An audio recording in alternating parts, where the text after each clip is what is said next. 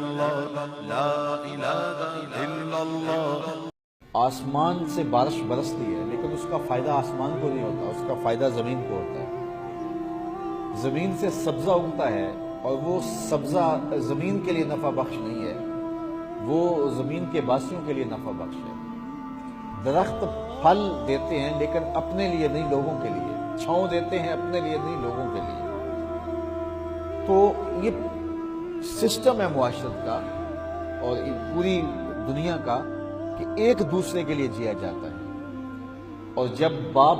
اپنے اوپر سب کو جھیلتا ہے اور اولاد کو راحت پہنچاتا ہے، ماں خود گیلے بستر پہ لیٹتی ہے اور اولاد کو راحت پہنچاتی ہے،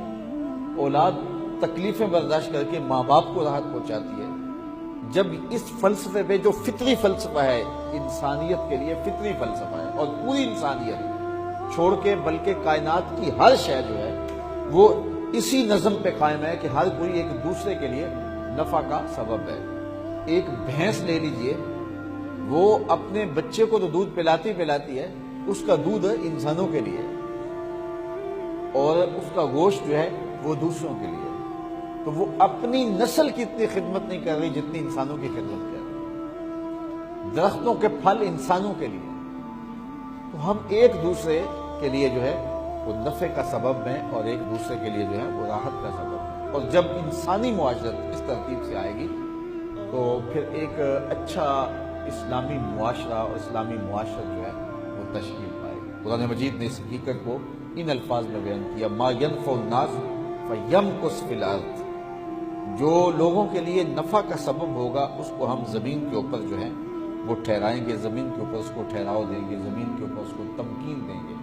اور زمین کے اوپر جو ہے وہ اس کو ہم فروغ دیں گے جو لوگوں کے لیے نفع کا سبب ہو۔ تو یہ ایک اصول اگر انسان سمجھ لے اچھی طرح سے تو وہ اپنے اندر سے سکون تلاش کر سکتا ہے۔ جب وہ لوگوں کو نفع پہنچاتا ہے، ایک ماں ہے جب وہ اپنے بیٹے کو کھلا دیتی ہے اور خود بھوک بھی کاٹ لیتی ہے تو اس کو اس بھوک سے تکلیف نہیں ہوتی، حالانکہ بھوک اس کا اندر توڑ رہی ہوتی ہے، لیکن بیٹے کو اس نے جو کھلایا ہے، اس کو جو اس نے سیراب کیا ہے، وہ اتنی تسکین اسے دے رہا ہوتا ہے کہ اس کو اپنی بھوک جو ہے وہ تکلیف نہیں دے رہی ہوتی۔ تو دوسروں کو آرام پہنچانے کا جو فائدہ پہنچتا ہے اور جو اس کا نفع پہنچتا ہے اور اس سے جو راحت نصیب ہوتی ہے وہ تکلیفوں کو ختم کر دیتی ہے۔ تو اگر پورا انسانی معاشرہ اس اصول کے اوپر اپنی زندگی گزارنے کا فیصلہ کر لے کہ میں دوسروں کو نفع پہنچانا ہے، دوسروں کو راحت پہنچانی ہے، تو اپنے آپ کو میں تکلف میں بھی ڈال لوں گا، تو پھر اس کا نتیجہ یہ ہوگا کہ وہ خود بھی سکون اور طمانینت پائے گا اور خود بھی ایک راحت کی زندگی جو ہے وہ گزارنا شروع کر دے گا۔ ہم اپنی راحت کے لیے دوسروں کو دکھ میں ڈالتے ہیں، اپنا مال اکٹھا کرنے کے لیے لوگوں کا خون نچوڑتے ہیں، اپنی خوشیوں کے لیے لوگوں کو دکھ دیتے ہیں، لوگوں کو اذیت پہنچاتے ہیں، اپنے آرام کے لیے لوگوں کو بے آرام کرتے ہیں، اور پھر جو ہمارا مطلوبہ مقصد ہوتا ہے وہ ہمیں حاصل نہیں ہوتا۔ لیکن اگر ہم لوگوں کے آرام کے لیے اپنے آپ کو بے آرام کریں، لوگوں کو کھلانے کے لیے خود بھوکے رہیں، لوگوں کو راحت پہنچانے کے لیے خود اپنے آپ کو ضرر اور مصیبت میں ڈال لیں، اور لوگوں کا پیٹ پالنے کے لیے خود جو ہے وہ اپنے پیٹ پہ پتھر باندھ لیں، تو پھر ہماری زندگی پرسکون زندگی گزرے گی۔ اس لیے کہ جو طمانینت ہے، جو سکون ہے، وہ باہر سے نہیں پھوٹتا، وہ اندر سے پھوٹتا ہے۔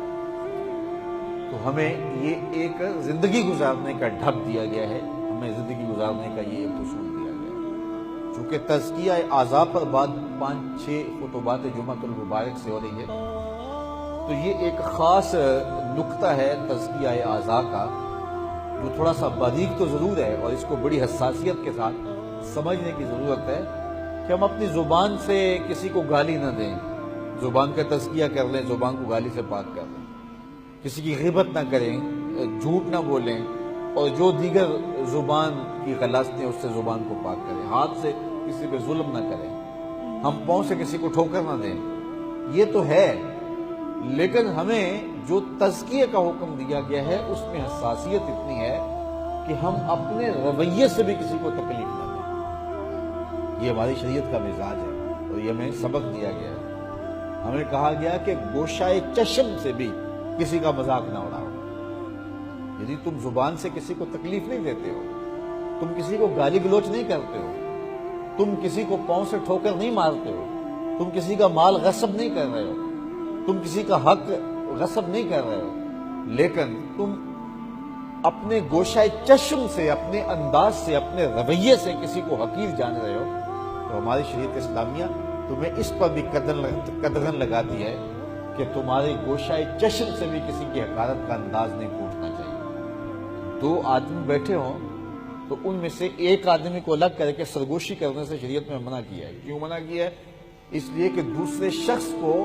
जो है वो अपना वजूद गैर अहम लगेगा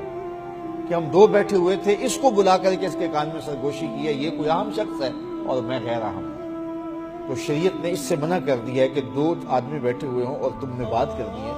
तो उससे सरगोशी ना करो, क्योंकि उसके कल्ब को, उसके दिल को जो है वो रंज पहुंचेगा, उसको अपनी अहमियत कम दिखाई देगी कि मेरे से सरगोशी नहीं की। तो इसके लिए तुम और मौका तलाश कर लेना, अगर जरूरी है उससे पर्दे में बात करना। तो इससे शरीयत इस्लामिया की हसासियत का अंदाजा करें कि किस कदर शरीयत लोगों के जज्बात का ख्याल और लिहाज रखती है। सही मुस्लिम में रिवायत है, जो मेरे ऊपर एक मर्तबा दरूद पढ़ता है, अल्लाह उस पर 10 रहमतें नाज़िल करता है।